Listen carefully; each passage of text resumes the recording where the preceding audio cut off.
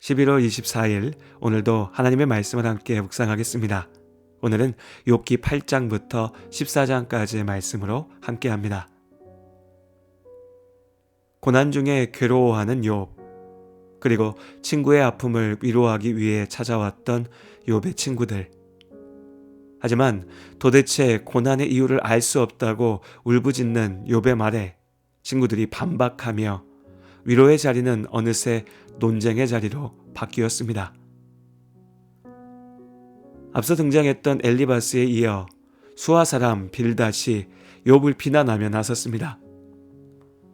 엘리바스도 빌닷도 주장의 본질은 다르지 않았습니다. 욥의 고난은 결국 그가 저질렀던 죄의 결과라는 것이었죠. 심지어 욥의 자녀들이 죽은 것도 그들의 죄 때문에 하나님께 벌받은 것이라 말했습니다. 그렇지 않아도 견디기 어려운 욥의 상처를 다시 한번 짓이기는 폭력이었습니다. 욥의 친구들은 하나님의 주권과 공의를 강조했습니다. 하나님께서 악한 자를 벌하십니다. 고난은 하나님의 벌이고 벌받는 자는 하나님 앞에 무엇인가 죄를 저질렀다는 것이죠. 그러나 이러한 욥의 친구들의 논리에는 커다란 허점이 있습니다.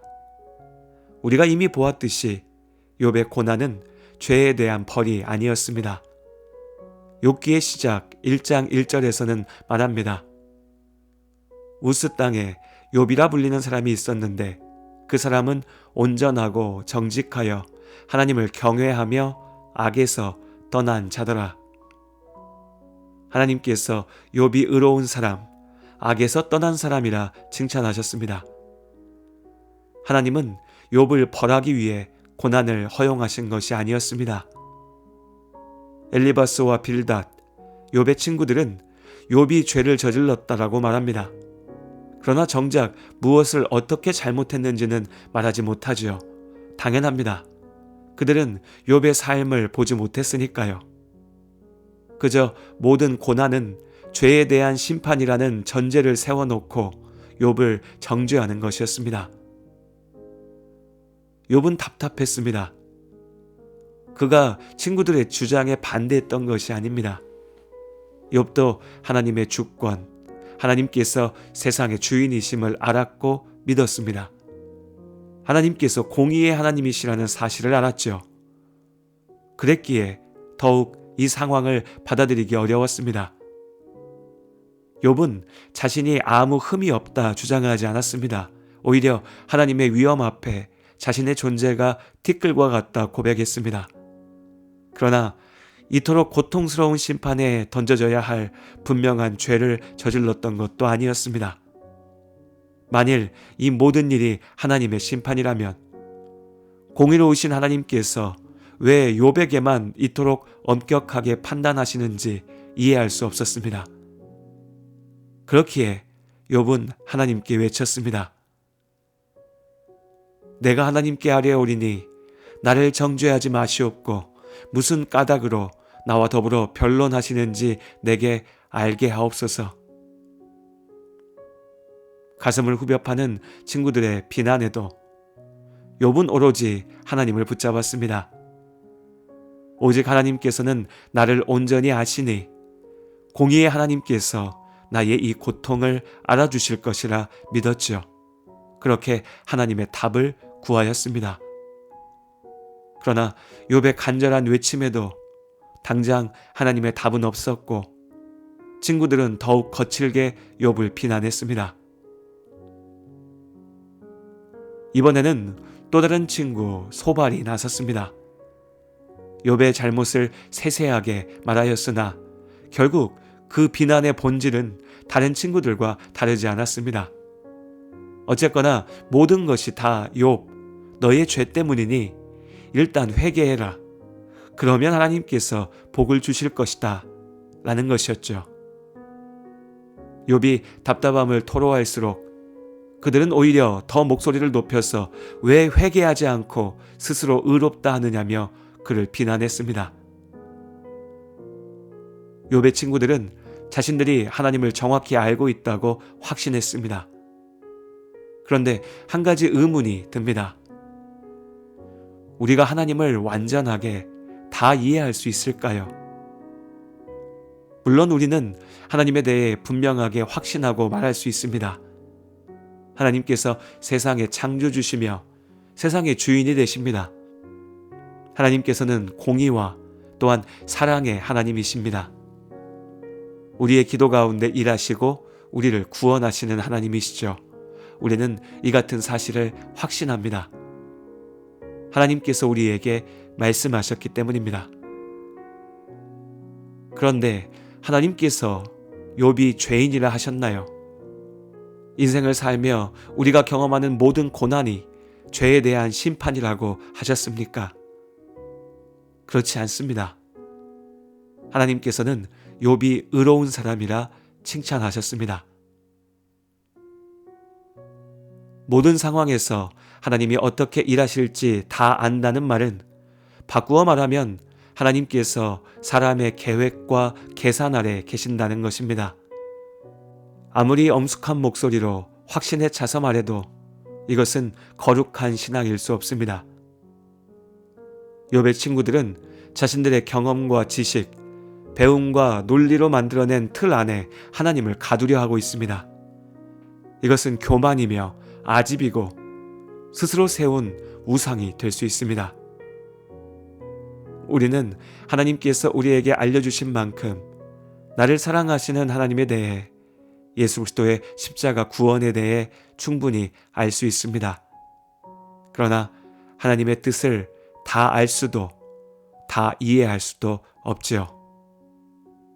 우리가 지금 당장 완전히 이해할 수 없는 하나님의 뜻이 있습니다. 욥은 다 이해할 수 없는 하나님의 뜻을 붙잡고 하나님께 나아가려 합니다. 욥을 위로하겠다 모인 그의 친구들은 오히려 그의 발목을 붙잡고 하나님의 의를 내세우며 그를 괴롭히고 있습니다. 어쩌면 친구들의 비난까지도 욥에게 주어졌던 고난이었는지 모릅니다. 그 아픔 속에서 욥은 오로지 하나님께 부르짖었습니다. 주는 나를 부르소서 내가 대답하리이다. 혹 내가 말씀하게 하옵시고 주는 내게 대답하옵소서. 욥기에 대한 가장 손쉬운 그리고 가장 흔하게 들을 수 있는 해석은 큰 고난이 닥쳤으나 믿음의 사람 욥이 하나님께 회개하였기에 하나님께서 그에게 복을 주셨다는 것입니다. 우리에게도 고난이 닥쳐온다면 그것은 나의 죄 때문이니 다른 소리 하지 말고 하나님을 더 열심히 믿고 더 열심히 회개하면 하나님이 해결해 주실 것이라 말합니다. 그러나 이것은 하나님의 뜻이 아닌 욥의 친구들의 주장입니다. 오히려 욥기 42장의 말씀을 보면 하나님께서는 그들에게 분노하셨고 그들의 말이 옳지 않다 하셨습니다. 우리는 계속해서 욥기를 읽어나가며 욥의 고난에 담겨있는 하나님의 이해할 수 없는 뜻에 대해서 알아갈 것입니다. 다만 오늘 욥의 친구들의 모습에서 우리의 약함 그리고 우리의 악함을 봅니다. 어쩌면 나는 내가 이해하고 있는 몇 가지 신학적인 지식과 교리들, 나아가 나의 기준과 생각들을 뒤섞어 이것이 하나님의 뜻이다. 이것만이 하나님의 올바름이다. 라고 섣불리 주장하고 있진 않는가. 내가 이해할 수 있는 나만의 하나님을 만들어내고 그렇게 거짓으로 만들어낸 하나님의 이름을 내세우며 눈물 흘리고 있는 형제 자매를 오히려 정죄하고 비난하며 저주하고 있진 않은가. 대단한 성경 지식과 신학을 들이대지 않아도 우리는 욥과 같이 이해할 수 없는 고난으로 눈물 흘리고 있는 친구를 위해 무엇을 해야 할지 이미 알고 있습니다. 하나님께서 이미 분명하게 말씀하셨습니다.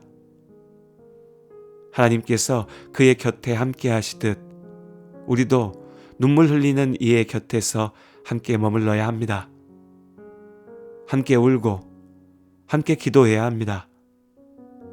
비록 지금은 다 이해할 수 없으나 하나님께서 당신의 완전한 뜻대로 한 영혼을, 한 인생을 구하시고 살리실 것을 믿으며 기도해야 합니다. 나 스스로 거룩하여 판단하기보다 나에게 보이신 예수 그리스도의 십자가 사랑을 기억하며 고난당한 자의 곁을 눈물과 기도로 지켜줄 수 있는 우리의 교회이기를 바랍니다. 당신이 지쳐서 기도할 수 없고 눈물이 빗물처럼 흘러내릴 때 주님은 아시네 당신의 약함을 사랑으로 돌봐주시네.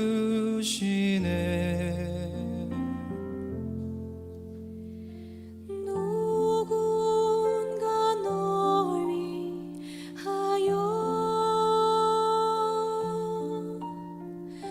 누군가 기도하네.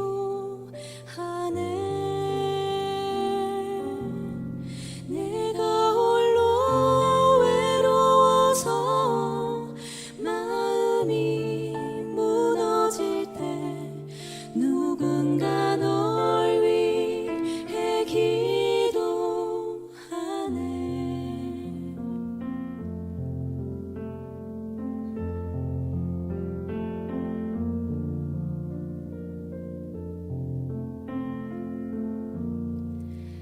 당신이